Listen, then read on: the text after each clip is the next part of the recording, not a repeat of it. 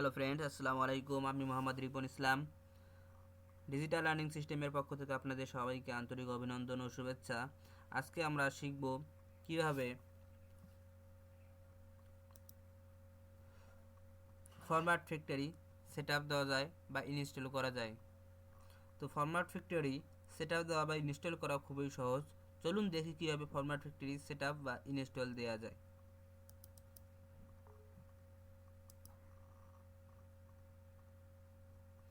তো কাজটি প্রসেসিং অবস্থায় আছে, আমাদেরকে একটু ওয়েট করতে হবে।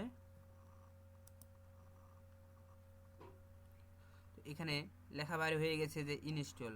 এখন আমরা ইনস্টলে ক্লিক করব।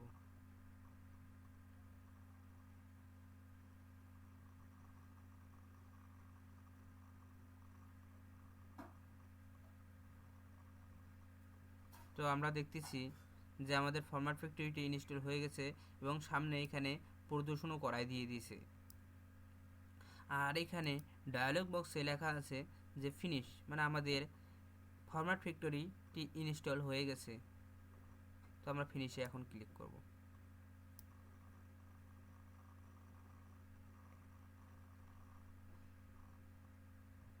তো আমরা এখানে লেখা আছে ইনস্টল স্টোনিং টুল বা রিকমান্ড, এরকম আর কি। তো আমরা যদি দিতে চাই তো দিতে পারি, নেক্সট ক্লিক অথবা কাটে কেটেও দিতে পারি।